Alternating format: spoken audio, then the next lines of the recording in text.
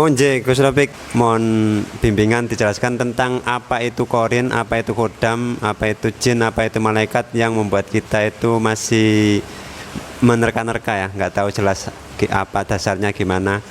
Semoga Gus Rafiq bisa memberi wejangan, semoga manfaat untuk kita semua. Monggo. Kalau misalnya tadi ada korin, ada khodam, ada apa itu namanya malaikat. Nah, malaikat itu kan ya ini sifat apa itu makhluknya Allah yang paling taat. Malaikat itu kan banyak. Kalau misalnya ini kita apa itu namanya keterangannya orang wudhu saja kan ini wudhu setiap tetesnya itu ada penjelasan yang menjelaskan bahwa itu menjadi malaikat-malaikat yang memohonkan ampun kepada Allah Subhanahu wa taala. Itu malaikat-malaikat apa itu termasuk korin, yaitu wallahu alam. Jin juga gitu. Khodam itu kan ini, itu kan bahasa Arab artinya kan pembantu. Khodam itu siapa juga nggak ngerti. Khodam itu jin apa malaikat juga ya nggak ngerti. Tapi yang jelas korin itu ada yang mengatakan itu fotokopi kita. Kalau kita menjadi baik berarti korin kita mengikuti baik. Nah, makanya ada yang mengatakan kalau misalnya ada orang yang meninggal, kemudian di situ ada yang menyerupai dia, itu katanya ini ada yang mengatakan itu korinnya bukan arwahnya, karena arwahnya itu sudah di alam baka, alam barzah. Jadi sudah di sana, sudah kembali, innalillahi wa inna ilaihi rajiun, kembali kepada Allah. Jadi yang ada cuman korin-korinnya. Korin-korin ada yang mengatakan itu termasuk jin korin, jin yang mendekati kita. Nah, itu memang setiap orang itu beda-beda dalam apa itu namanya, dalam mempunyai pendapat tentang itu. Nah, kalau saya yang umum aja, jadi korin ada yang mengatakan bahwa itu sebagai pendamping kita, ada yang mengatakan itu termasuk bangsa jin, ada yang mengatakan kayak gitu. Nah, jadi yang jelas inilah kita nggak terlalu apa itu namanya, nggak terlalu mempermasalahkan masalah korin, masalah khodam. Yang jelas kalau kita ini kembali ke tauhid aja, misalnya kayak rukun iman, siapa saja yang kita imani, ya termasuk ini iman kepada Allah, kepada Rasulullah, kepada kitab Allah, terus iman kepada malaikat Allah, iman kepada hari akhir, iman kepada qada dan qadarnya Allah. Semua yang diimani kan ini yang gaib-gaib. Jadi misalnya percaya adanya jin, ya percaya memang jin memang ada, karena itu termasuk sesuatu yang gaib. Dan itu keterangan juga banyak kalau jin itu ada. Terus apa itu malaikat, ya memang malaikat masuk dalam rukun iman. Nah, mungkin ada yang perlu ditanyakan lagi. Ya Gus Ahmad Sewu, masalah terkait jin tadi ya. Nah, apakah jin itu bisa melukai manusia? Apakah jin bisa disuruh manusia? Apakah jin bisa mengabdi kepada manusia? Sementara itu.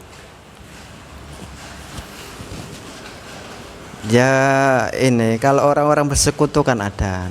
Jadi jin kalau misalnya ini ditaklukkan juga bisa, taklukkan kemudian disuruh. Tapi semua ya atas izin Allah, dengan izin biidznillah.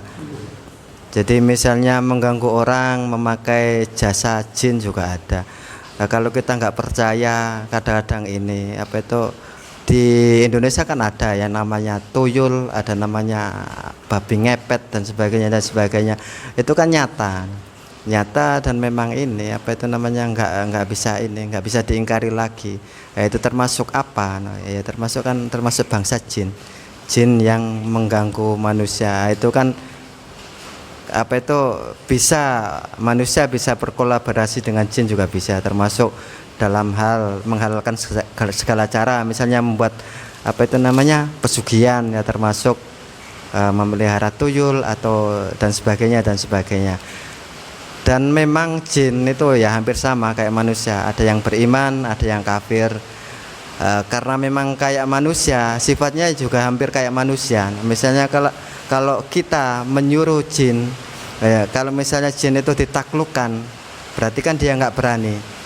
Nah, kalau kita suruh-suruh, berarti kan dia punya dendam pribadi. Dia akan menunggu. Nah, kalau seandainya menunggu dia itu, kalau sudah nggak kuat, justru malah dia yang dikuasai oleh jin. Kalau kuat sampai mati, berarti ya ini mungkin anak turunnya yang dikuasai oleh jin karena ada dendam pribadi.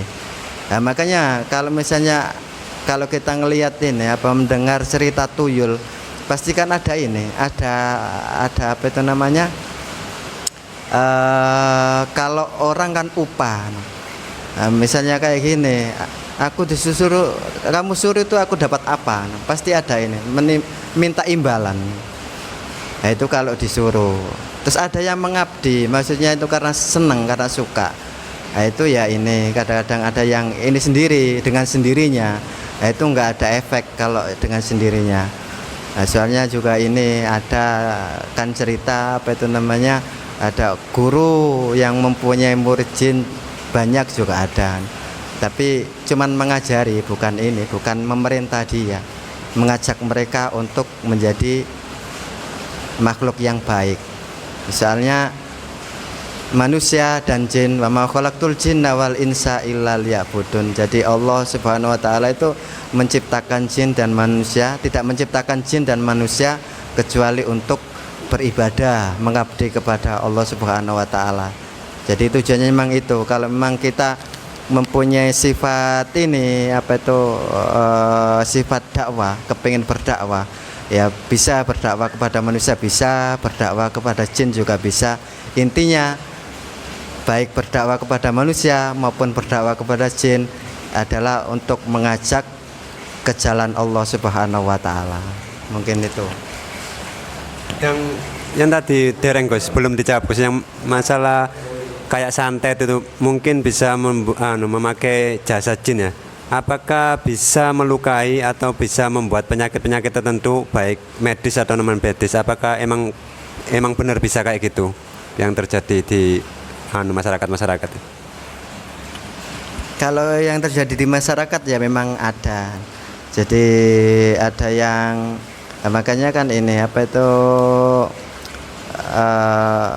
orang meninggal itu memang ditetapkan oleh Allah Subhanahu wa taala. Cuman penyebabnya kan macam-macam. Ada penyebabnya mungkin kecelakaan, ketabrak truk atau ketabrak kereta.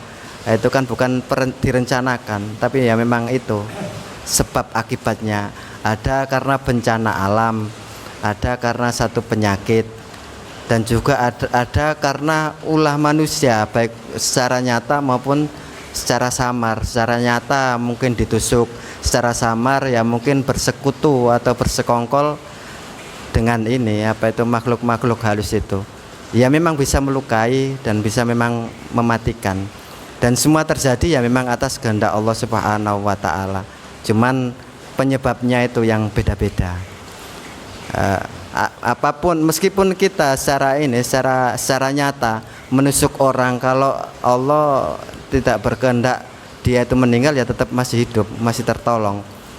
Biarpun dia itu nggak kenapa-napa, tapi kalau sudah waktunya ya tetap bisa meninggal.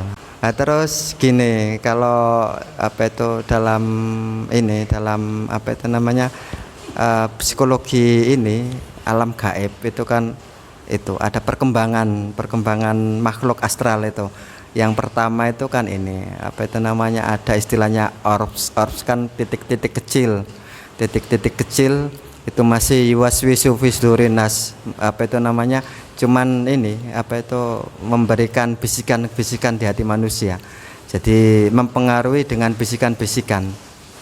Ketika orang itu semakin takut, kemudian membentuk satu yang namanya oktaplasma atau ektoplasma. Nah, itu sudah menjadi bulatan yang agak besar, menjadi kayak ekor. Nah, itu sudah mempunyai kekuatan, bisa menggerakkan benda-benda, ektoplasma. Nah, kemudian semakin takut, energinya kan semakin diserap, kemudian menjadi vortex penampakan. Makanya orang kalau ini ada penampakan hantu pasti ini apa itu nggak punya energi, teriak juga nggak bisa, jalan juga nggak bisa karena energinya diserap oleh makhluk itu. Jadi melalui apa itu namanya, melalui gelombang-gelombang.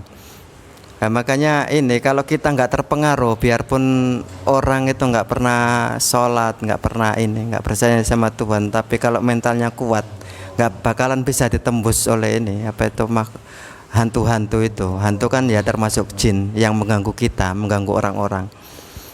Nah, makanya di sini untuk memperkuat kita kan kadang-kadang kita bersandar pada Tuhan kita, Allah yang Maha Perkasa. Kalau mempunyai keimanan yang kuat, mempunyai apa itu namanya keyakinan yang teguh, kalau kita sudah bersandar pada yang paling kuat, maka kita akan merasa aman. Makanya ya kembali kepada keimanan. Nah, itu kalau kita sebagai orang Islam.